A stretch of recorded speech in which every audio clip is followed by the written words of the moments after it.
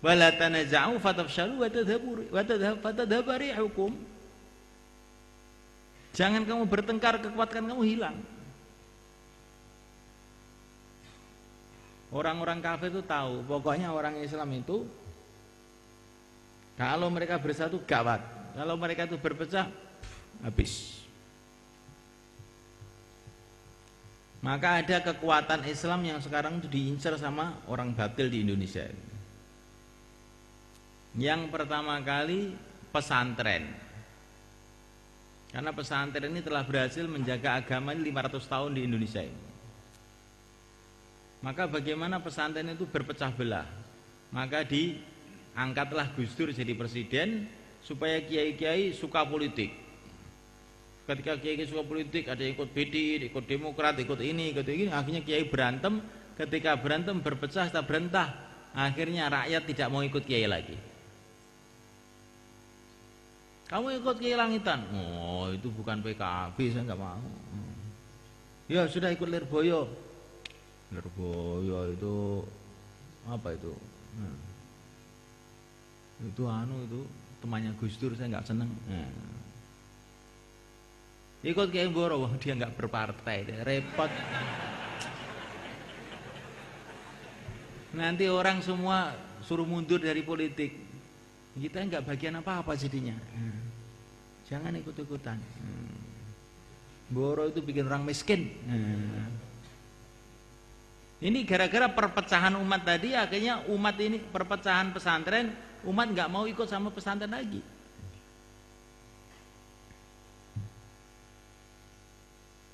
Kemudian yang kedua, kekuatan Islam di Indonesia ini adalah habaib.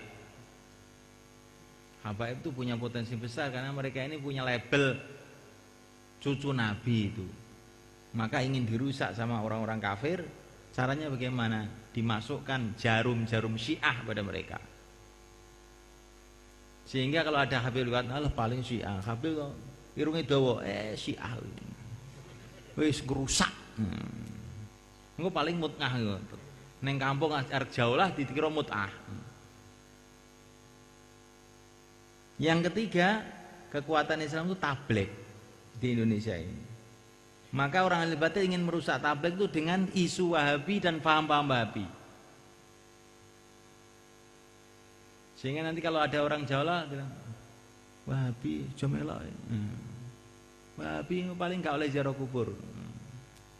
Itu gak oleh tahlilan nih kok. Wahabi, kita jenggote wis ketara. Subhanallah. Maka saya itu di Temboro ini saya bikin markas itu biasa aja. Di Jumatan ya tahlilan. Ada dalilnya, kenapa ditutup-tutupi? Memang orang Hanafi itu tertibnya nggak boleh zikir jahri. Boleh, tapi sebetulnya Maulana Zakaria sudah menjelaskan. Maulana Zakaria sudah menjelaskan dalam Fadilah Zikir bahwa zikir jahri itu boleh, gitu. Tapi umumnya orang IPB itu pengdzikir itu siri semua. Maka saya keraskan aja. Ada orang India yang negor, kenapa zikir banyak? Kamu baca Fadilah Amal apa enggak? Orang dia enggak baca gimana? Zikir jahri itu sunnah. Maulana Zakaria itu. Ini orang tabligh, orang India sendiri loh nggak ngerti kalau masalah zikir jahri itu sunnah yang sudah ditulis oleh Maulana Zakaria di Fadilah Tabligh. Karena Fadilah Zikir. Apa nggak aneh wong iki? Mergo kalau sudah tokoh tabligh itu nggak mau taklim. Kalau taklim tidur. Sukanya khususi aja. Kalau khususi dapat nasi, dapat kue, dapat kopi. Penyakit tabligh seluruh dunia itu.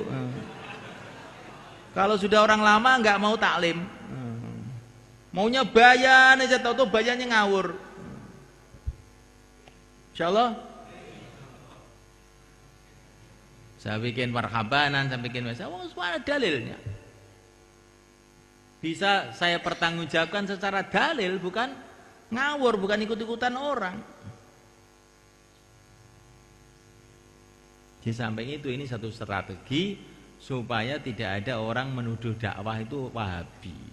Gawat kalau dakwah ini kok sudah apa itu dituduh Wahabi itu nanti kita sulit untuk menyampaikan agama.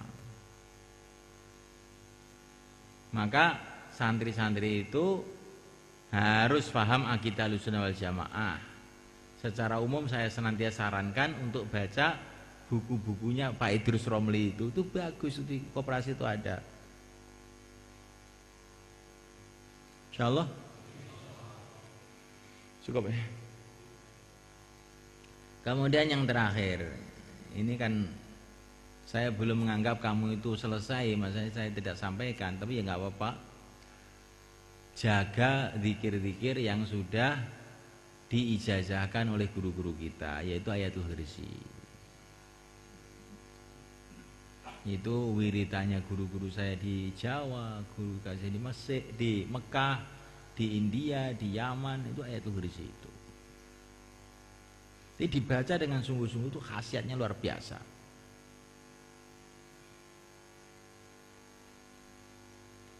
Nabiullah Khadir alaihissalatu wassalam mengatakan dalam riwayatnya Abu Idris Al-Khawlani, kalau kamu habis sholat subuh baca amanah Rasul dan syahidallah, insya Allah kamu akan mati dalam Islam.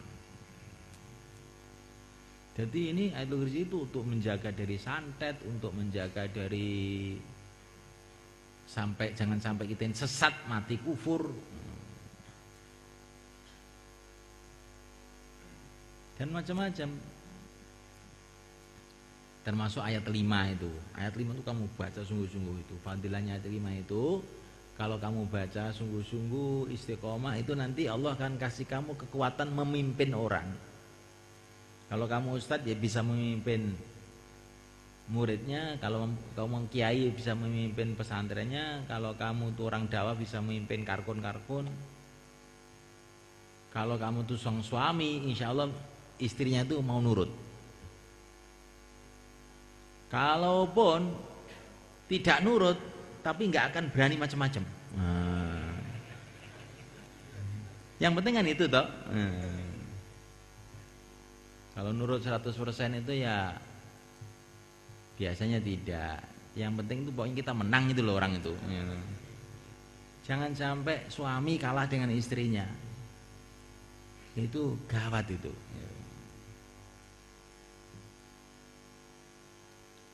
Apa tadi amalannya? Ayat 5. Tambah la tudrikul absar wa yudrikul absar wa tul khabir. Sehari semalam 313. Kalau kamu istiqomah itu di mana saja teman kamu banyak, rizki kamu mudah. Itu katanya ayah saya itu.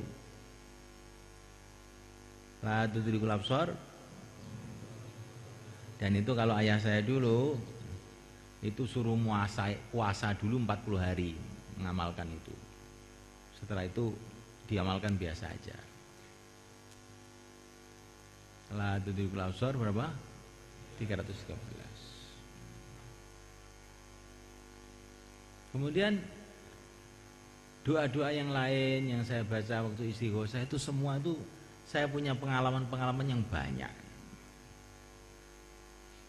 Itu dalam kitab-kitabnya Thariqah Naqsyabandiyah itu kafaya ain shad kifayatuna hamim ain sin himayatuna. Itu termasuk doa inti yang banyak menyelesaikan masalah. Itu kalau ada orang kampung, biasanya kalau dakwah ya, itu akan udah orang kampung itu yang apa itu nyemprot-nyemprot sana sini. Kamu bacain itu kafaya insut kifayatuna hamim aisyah. Nanti kan terus lerep diam. Coba ya. Enggak usah pusing. Oh, ini orang itu diajak dakwah sekarang malah bikin fitnah. Bacakan ini terus ini lama-lama kan. Tapi berapa hari, berapa bulan, berapa jam, ya itu rahasia Allah. Tapi itu pengalaman saya harus lerep, apa saja lerep.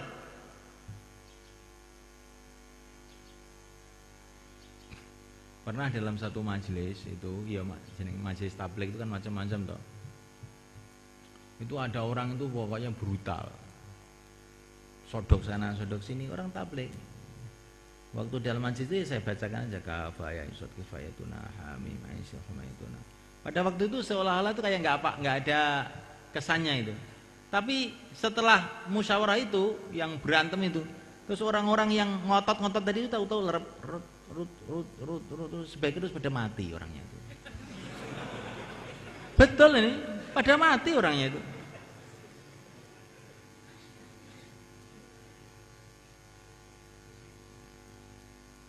Ini sholawat nariyah itu juga saya banyak punya pengalaman. Dulu di madrasah sana itu juga ada satu orang itu anaknya kiai lagi itu bikin masalah, bikin kisruh di madrasah. Waktu itu kan masih zaman sanawiyah aliyah negeri. Maka itu saya itu baca sholawat nariyah tiap malam itu. Padahal oleh ayah saya itu disuruh baca hizib nasr itu. Orang itu dipaketkan saja itu. Itu kalau ayah saya itu marah tuh gitu. Dipaketkan maksudnya benang kuburan aja. Gak sah. Tapi saya ini mau baca hizib nasr itu kayak nggak kuat. Ini anaknya kiai masa di hizib nasr, saya bilang gitu.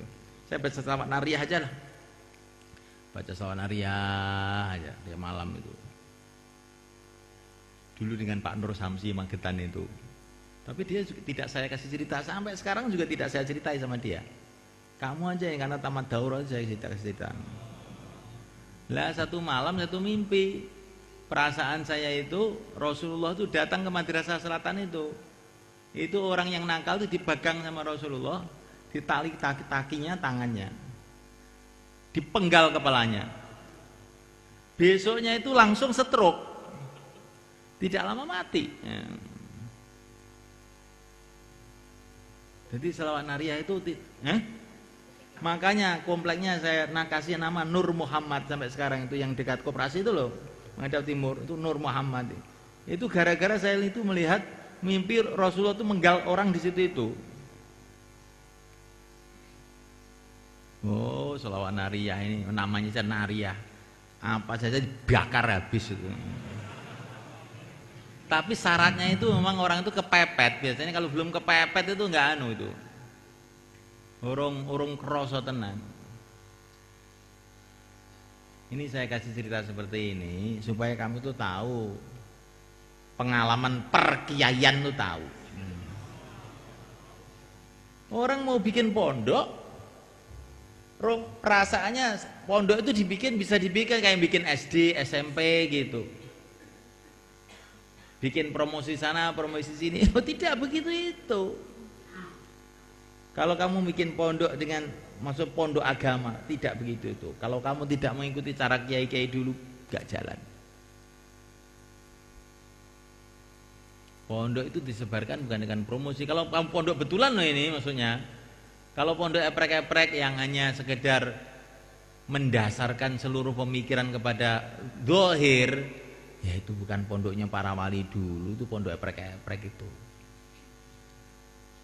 Kalau pondok yang betulan ya caranya gitu. Kemana ada kiai dari Banyuwangi, ya ini ahli zikir ini, wirid keluarga di sini.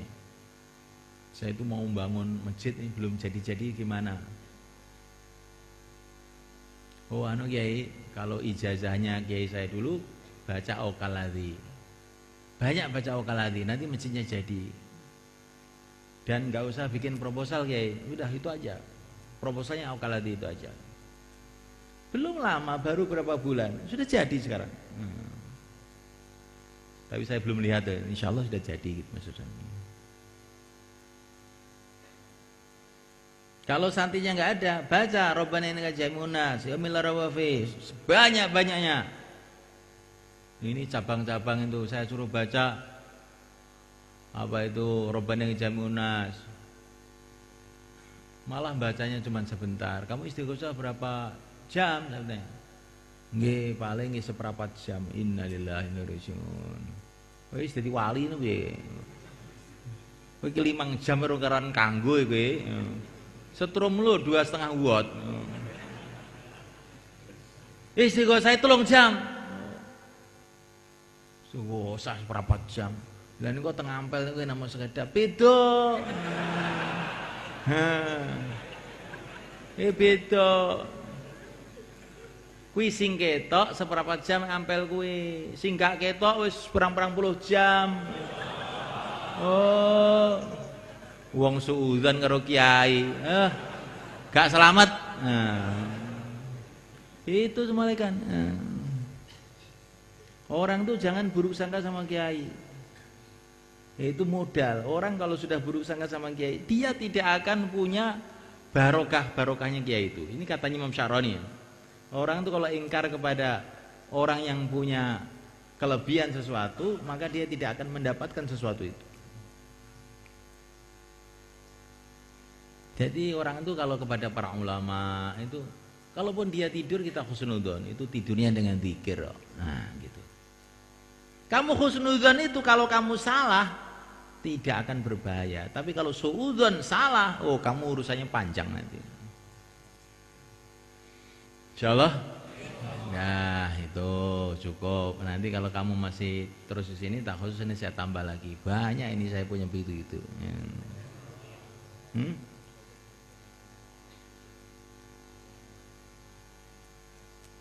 Ya, santri-santri yang mau keluar IPB, kalau kan dengan namanya IPB itu orangnya itu ribuan orang, ribuan, jutaan orang, semua orang bicara. Sebagian juga orang-orang awam yang termasuk di IPB itu kelemahannya pesantren-pesantren di sana itu ilmu kalam juga kurang. Ilmu kalam itu kurang. Sehingga kalau bayan-bayan itu banyak yang bertentangan dengan ilmu kalam. Sebagaimana di Pakistan biasanya Allah itu dai. Nah, karena di dalam Quran Allah yad'u ila daris salam. Ya, di Quran Allah yad'u ila daris salam, tapi Allah dai enggak ada. Dai itu sudah nama, dan itu nama itu sesuai untuk manusia. Kalau Tuhan tidak boleh dikatakan dai. Makanya seperti itu. Maka kalau ada hal-hal yang baru, dan kadang-kadang baru itu kadang-kadang dari penterjemahnya, kadang-kadang dari macam-macam, memang bahasanya kita nggak tahu 100%, maka harus konfirmasi dengan saya atau dengan Pak Bet, Pak Atta, ini juga orang ahli ilmu kalam mustahid mutlak, ya. Pak Imdad, yang ngerti bahasa ini. Ini penting ini supaya kita ini tidak menyebar-nyebarkan kejahilan. Memang ada masalah itu sebetulnya salah betul ya tidak, tapi tidak baik kalau diucapkan kepada orang awam.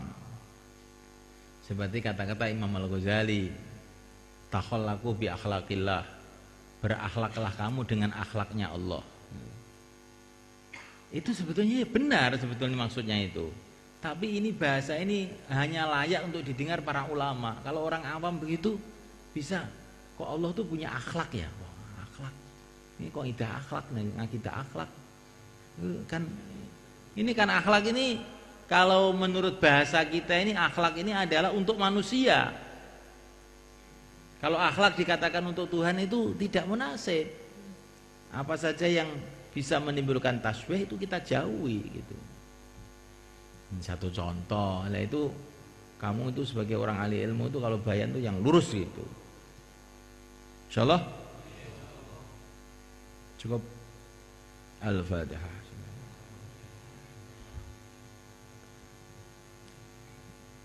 Allahumma shalli ala sayyidina Muhammad wa ala alihi. Ighfir lana yassir lana barik lana ya.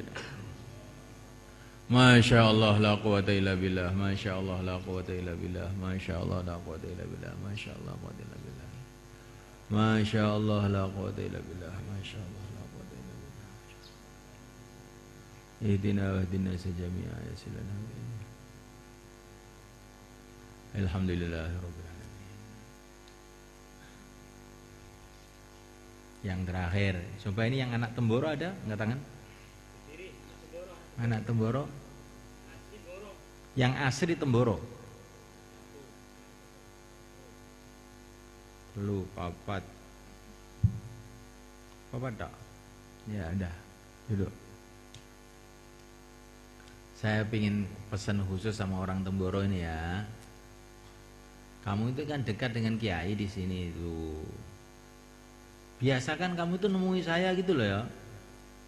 Saya itu ada waktu kalau malam Jumat habis bayan itu, ada waktu habis subuh saya musyawarah pagi di markas, ada waktu habis duhur saya nemui tamu di Ampel. Kamu tuh nggak usah sungkan-sungkan. Kalau ada masalah apa gitu, kamu datang aja. Minta arahan supaya kalau keliru gak nemen-nemen gitu loh. Kalau ya. Dan nanti minta arahan malah disulit-sulitkan oleh Pak Kiai. Enggak, saya janji enggak. Kan saya carikan solusi yang paling mudah gitu. Menurut saya, gitu. Iya toh, yang kalau menurut kamu ya saya enggak mau, menurut saya. Insyaallah ya. Nah, jadi jangan kamu tuh jauh. Nanti kalau kamu enggak mau nasihat orang-orang tua, akhirnya kamu nasihatnya orang-orang pinggir jalan yang kamu ikuti. Orang yang nggak ngerti agama kamu ikuti, tambah karu-karuan nanti jadinya. Dan ini yang sudah selesai khusus, yang tidak keluar setahun, yang selesai daurah. Yang selesai daurah ini hanya ada 2 bagian, keluar setahun atau ngikuti takhusus. Insyaallah. Jangan ada orang yang ketiga. Ad-dunya mal'unatun mal'unun man fiha illa zikrullah mawalah wa alimun muta'allimun. Dah itu aja. Pokoknya kalau nggak keluar tak khusus. Yang keluar tidak tak khusus, usahakan nanti habis keluar terus tak khusus. Untuk apa ilmu banyak-banyak? Sedangkan masyarakat itu nggak mau ilmu. Untuk apa saya ilmunya? Jangan bilang gitu. Kalau ilmu kamu makbul, insya Allah nanti Allah akan bangkitkan orang-orang yang mau belajar sama kamu. Dengarkan betul-betul. Orang tuh gitu aja. Kalau ilmu saya ini makbul, pasti Allah Subhanahu Wa Taala akan bangkitkan orang-orang yang mau ngambil ilmu itu dari saya, sehingga jadi amal jariah saya ila yaumil qiyamah. Gak ada ilmu gak laku tuh, gak ada. Wah ini dulu ya. Ayah saya ngaji di Termas, ngaji Muslim, ngaji tafsir Jalalain. Oleh teman-temannya itu ledek. Mahmud, ayah katanya, kamu itu loh rumahnya Magetan tuh PKI. Kok ngaji apa itu tafsir Jalalain itu siapa yang mau dengar kamu itu? Tapi ayah saya itu nggak mau dengar, terus ngaji aja. Kalau ilmu saya makbul ngerak, ya ono sing belajar. Berarti ternyata ribuan orang belajar. Padahal di Magetan PKI ini sebenarnya, Partai Kiai Indonesia. Insyaallah. Al-Fatihah. Ya sekarang. Subhanallah.